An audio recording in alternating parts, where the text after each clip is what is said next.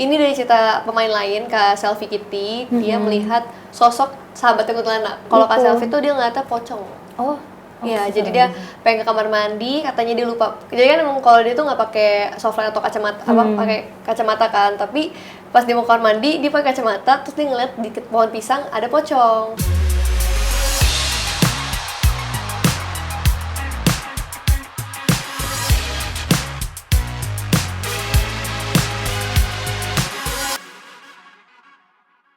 Hai Sobat Brilio, gue Firda.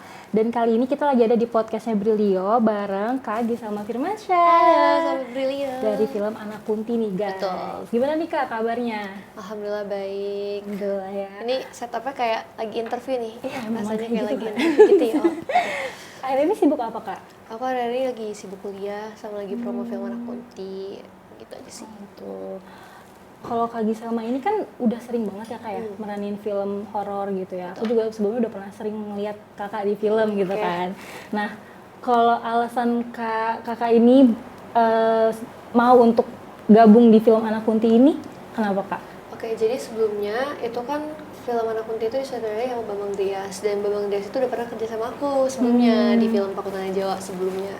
Nah, di film ini karena aku tertarik karena pertama dari judulnya aku udah tertarik Anak Kunti gitu. Jadi kayak sesuatu yang emang baru gitu ya. Karena kan biasanya ini kita biasanya meng-highlight kuntilanak 1 atau 2, 3 atau sebelum apa.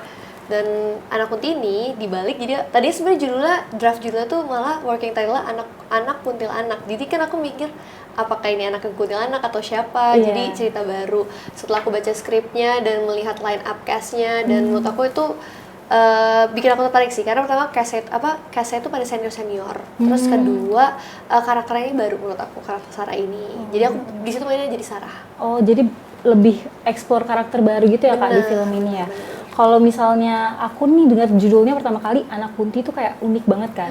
Setuju kan ya Kak? Nah, Kak Giselma tuh bisa ceritain nggak sih kalau film ini tuh sebenarnya tuh ceritainnya tentang apa gitu? Jadi film Anak Kunti ini kalau dari point of view Sarah itu adalah menceritakan seorang anak pesantren. Jadi Sarah ini adalah anak pesantren yang dia nggak punya background lah. Kalau orang kan tahu dia asal dari mana. Kalau Sarah ini ingatnya dia ditaruh pesantren aja, tapi dia nggak tahu gimana tahu latar belakangnya gimana. Lalu suatu saat dia dapat teror dari kuntilanak gitu. Dan teror dari kuntilanak ini juga memberikan tanda-tanda lah tentang masa lalunya dia. Dan setelah dia ngaitin puzzle, ternyata dia itu ada clue kalau misalkan dari Wonoenggal gitu. Jadi Wonoenggal ini adalah desa gitu. Nah, desanya ini adalah tempat atau kampungnya si Azizah. Jadi Azizah ini adalah sahabatnya Sarah. Jadi Sarah dengan modal nekat, dia minta izin sama Pak Kiai, Bu Nyai. Jadi dia pergilah ke desa Wonoenggal, dan di desa Wonoenggal itu ternyata tadinya pengen nyari tentang jati-jatinya, dia malah ketemu teror lain dan konflik-konflik lain dengan warga desa di situ. Oh, di desa Wonoenggal itu. Yes. Nah, kan kayak yang tadi Kakak omong ya, Kak Sarah ini kan tokoh utama di film ini berarti ya. Dia itu kan sosok yang religius gitu ya Kak, berarti kalau misalnya dia di pondok. Yes. Nah, gimana sih Kak kaitan dari karakter Sarah ini yang notabene-nya religius gitu untuk melawan Anak Kunti ini gitu? Pastinya kalau Sarah ya kalau misalkan dikaitkan dengan kata religius ya, karena kan Sarah ini percaya kalau misalkan dia itu sebenarnya nggak percaya dengan adanya hantu-hantu di luar sana. Sedangkan kalau Aziza, sahabatnya itu percaya kalau misalkan karena Aziza ini kan berasal dari desa Wonoenggal. Terbalik gitu ya. ya. Karena desa Wonoenggal ini fun fact dia tuh percaya sama hal-hal yang berbau dengan santet, dukun gitu. Jadi emang terkebalikannya gitu. Dan sedangkan Sarah yang hidup lama di pesantren jadi nggak percaya sama hal-hal kayak gitu. Jadi ya dia percaya nggak percaya sih melawan dengan Anak Kunti itu, tapi dengan dia mencari tahu, dia tuh modal nekat balik lagi karena dia untuk menemukan jati dirinya, dia ya mau nggak mau harus ketemu si Kunti ini gitu. Dan cerita ini menurut aku uniknya karena dia mencarinya tuh bukan kita bukan melihat kuntilanak aja, tetapi kita juga melihat backstory kuntilanak dan juga siapa sih anaknya sebenarnya gitu. Oh gitu. Kalau kuntilanak kan memang udah familiar banget ya Kak kalau di masyarakat ini gitu kan. Terus kalau di film ini tuh kan ada cerita asal usul kuntilanaknya gitu ya Kak. Itu ceritanya itu real atau kayak emang karangan aja Kak, cerita asal-usulnya ini? Oke, kalau misalkan di cerita ini based on yang aku dengar dari sutradara langsung, kalau misalkan emang dia mengkaitkan dengan mungkin kita dramatisir lah gitu. Tapi kalau misalkan benar atau enggaknya itu kan percaya masing-masing. Kalau misalkan kata Bambang, kalau dia percaya, kalau misalkan dari cerita ini ceritanya dari hantu ini kan dari Pontianak ya, makanya kuntilanak gitu. Terus di Pontianak itu juga aku nggak tahu backstory-nya kayak gimana, tetapi Pak Bambang bilang kalau misalkan kuntilanak ini jadi dari Pontianak tapi emang belum ada backstory, jadi mungkin kayak kita bikin bisa sebagai diceritain gitu ya, betul, biar orang tahu gitu ya. Betul.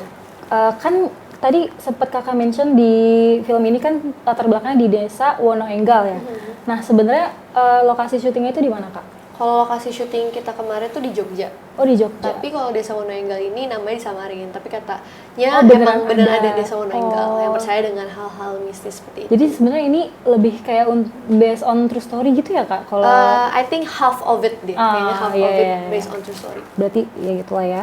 Kalau di lokasi syuting itu selama Kakak syuting dan teman-teman yang lain ada cerita-cerita horor atau mistis? Mumpung aku di sini sendiri ya. Tapi kalau misalkan kemarin aku tuh emang gak melihat sosok kuntilanak langsung secara langsung karena sejujur aku ambigu karena Kanita Gonang ini kan dress up selama syuting tuh as kuntilanak ya, kecuali pas dia menjadi wati sebelum dia menjadi kuntilanak.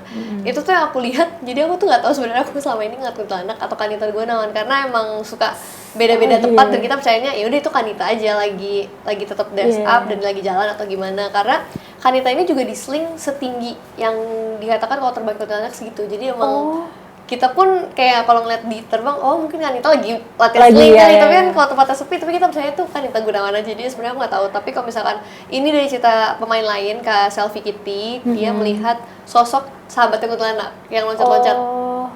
Gitu Kak. Berarti tergantung kitanya berarti ya mau nangkapnya ini beneran kuntilanak atau bener. Kalau Kak Selvi tuh dia ngeliatnya pocong.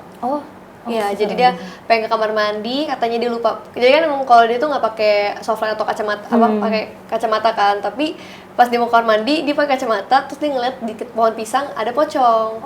Nah, dia kenapa bisa yakin itu pocong? Karena kru lain bilang kalau misalkan kamu lihat ya di sana ya. Gitu. Gitu.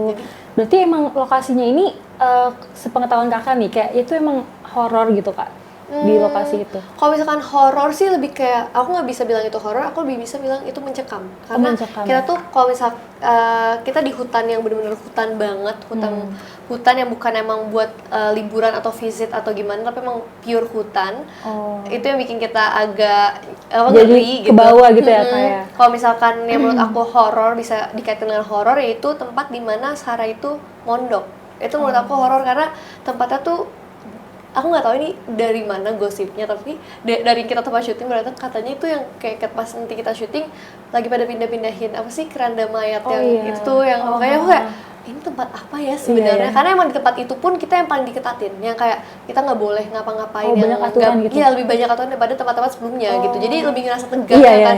Dan di tempat syutingnya Sarah tuh dia posisi Sarah bunk bed gitu, jadi kayak seremnya karena aku syuting kebanyakan scene di situ tuh sendiri, jadi rasanya deg-degan. Dan itu juga pas Sarah, kalau di trailer ada Sarah ketemu kuntilanak juga di tempat di situ, jadi aku jadi ngerasa ngerinya di situ sih. Iya, kayak gitu.